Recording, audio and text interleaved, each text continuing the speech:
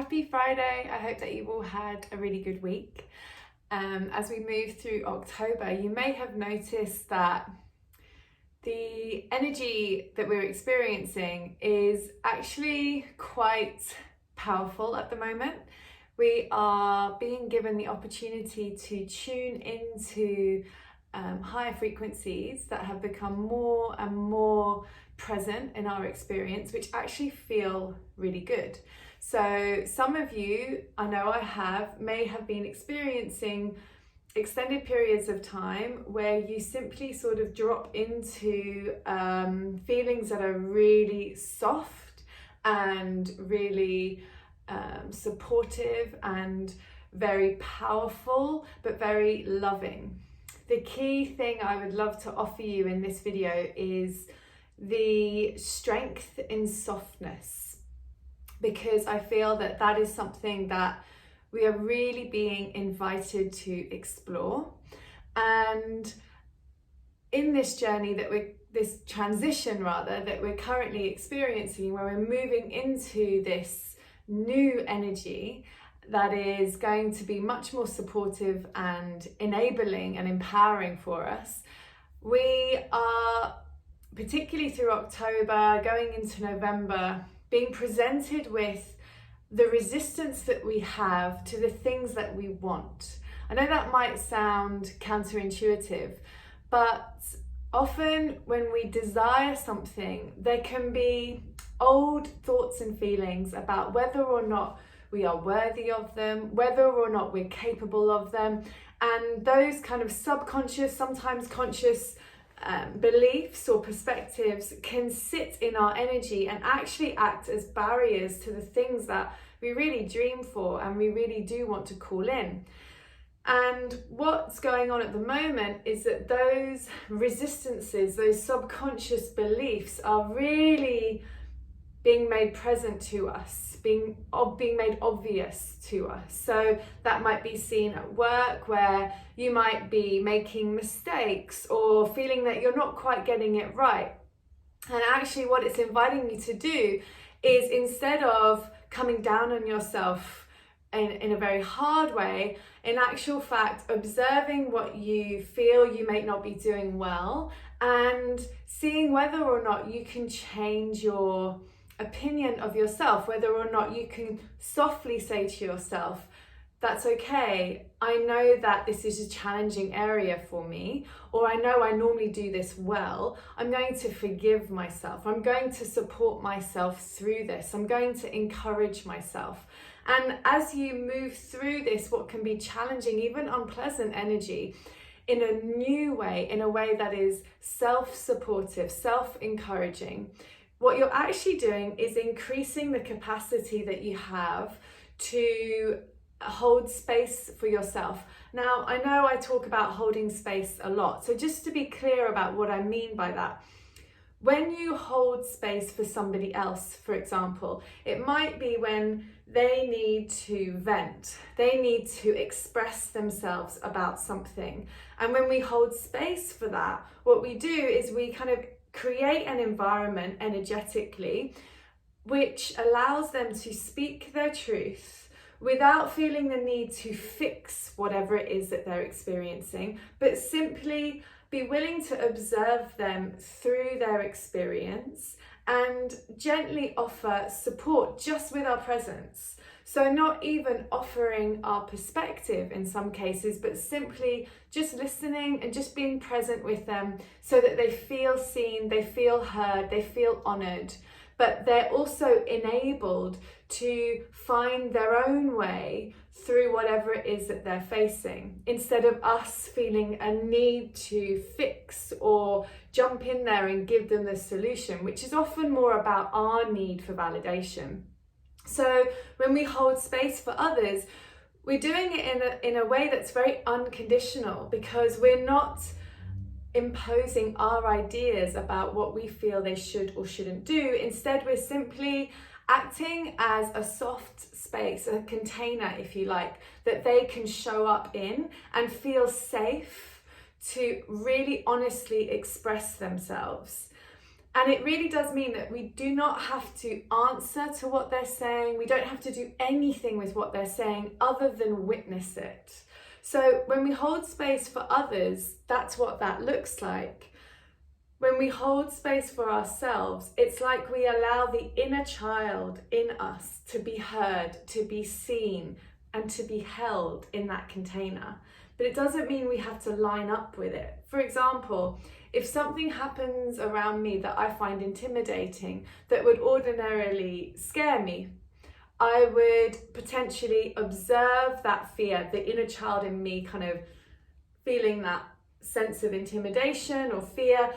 But then by holding space for myself, what I do is I kind of allow this wise woman aspect of me to hold space for that inner child, to observe those feelings of fear or maybe anger or confusion or whatever it might look like. And instead of offering a solution, like, don't worry, we should do this, or just do this, it will fix it. Instead of doing any of that, all I say is, don't worry, this is going to be okay. That's it. Because sometimes we just don't know the answer. And we have a tendency to give ourselves a challenging time. And yet, in reality, all we need to do is just allow things to unfold around us. There might be situations where that doesn't feel easy, like you might be at work and someone might have asked something of you and you may not know how to do it. But even in that situation, saying to yourself, don't worry, the solution will come to me. Maybe I'll just need to ask for help. And maybe that's the bit that we need to step into, that courage that we need to find to ask for help. You know, it doesn't always come easy. We live in a society that very much demands that we just know what to do and when. And yet, if COVID has shown us anything, it's that even the people at the top don't necessarily know what to do for the best most of the time.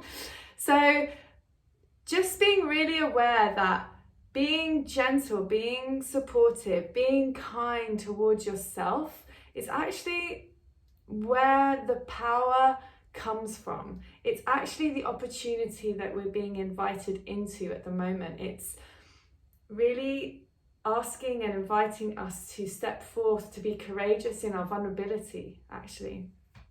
So I hope that that gives you some guidance in terms of how you can best manage or manage your internal environment in a way that might be more supportive. Because our internal narrative is actually where the conflict can often sit, and it's actually where we do ourselves the most damage. No one can undo our confidence faster than we can. And so if our practice is to really hold a narrative within ourselves that is supportive, encouraging, and empowering, it means that we are facing the world, we're coming into the world, we're showing up for ourselves in a way that is very powerful from within. People on the outside can't take that from us. It's being really powerfully nurtured and created within ourselves. The other thing I would like to talk to is ownership.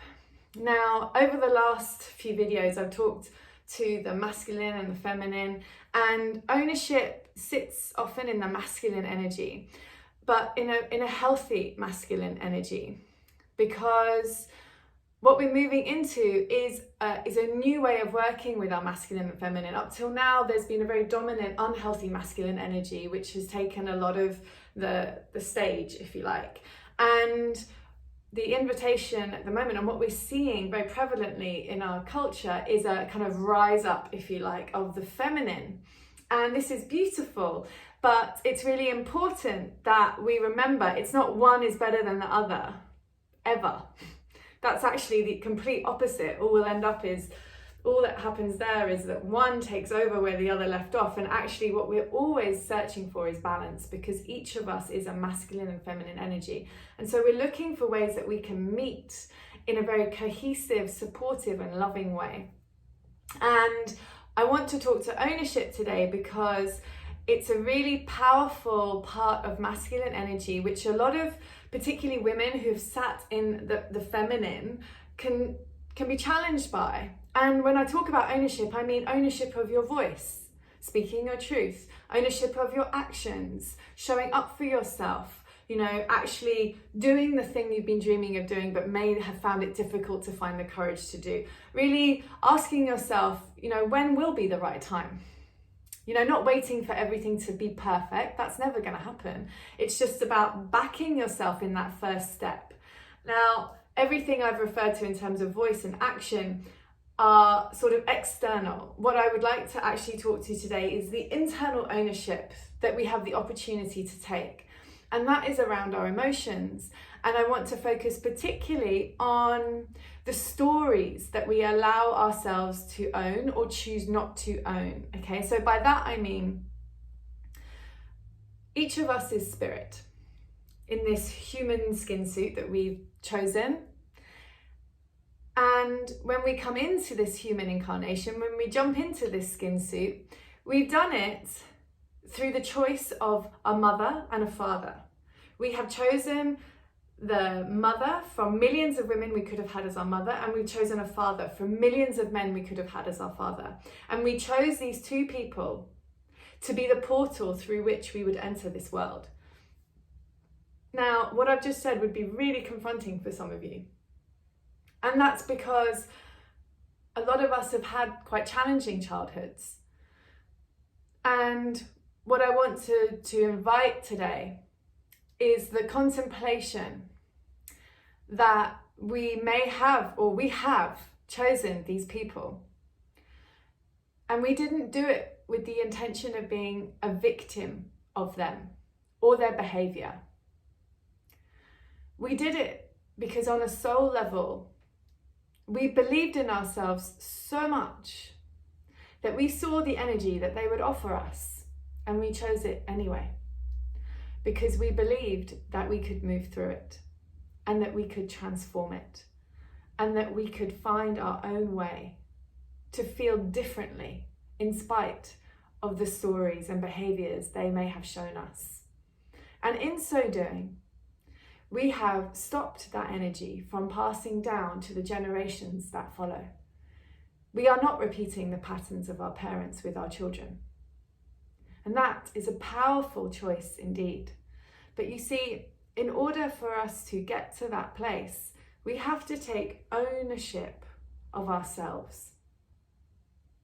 We have to be able to observe the behaviors and the emotional challenges and physical challenges that our parents may have offered us, and decide for ourselves whether or not we want to continue to call those past experiences into our everyday, and the past trauma that might come with those experiences into our everyday.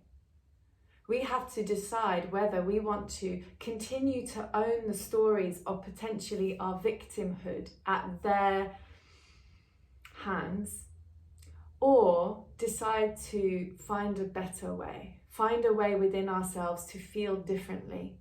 Now, whether that looks like forgiveness, acceptance, surrender, or just simply the desire to no longer let the past predict your future, whatever that might look like, the invitation is to step out of that energy, to finally draw a line and take ownership for who you are, who you want to be, and how you want to show up, not as the product of your parents, but as the unique sovereign being of light that you are.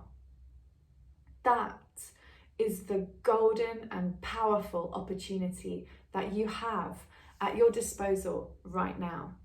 But the choice is always ours. It is our free will. That is the one sovereign rule of the universe, that each of us beautiful beings has complete free will around how we choose to live our lives from within. The emotional perspective that we decide to own. Now, I know that that can be very confronting for some of you, and hopefully empowering for others, or maybe a bit of both for some of you. But this is what I believe and have seen through the healing work that I've done is a very powerful way of resetting your perspective on what you've experienced. i.e. recognizing that as the infinite being of light and love that you are in reality, the infinite being that has lived many lives and will live more, that every single incarnation that you have chosen, you have specifically selected the sacred geometry, the emotional environment that you have come into that was created by your parents, in order to move through it, to create, to become the powerful creator you knew you could be, even through that experience, and transform that energy into something brighter, into something that brings love. So I just want to leave that concept with you, because it's a big concept. And if that's something that you find quite challenging or triggers a lot of questions perhaps, then please feel free to email me, reach out. I'd be happy to offer more guidance around it. Or if you'd like me to do another video on this topic, I would be more than happy. This is the first time that I've really shared an aspect of the work that I do in my healing, and it is very much about taking ownership of our power, our emotional power, and not from a perspective of having to impose ourselves on others, but from a perspective of finding that strength in softness. And that is sitting with yourself in a new way, making real decisions about how you want to show up.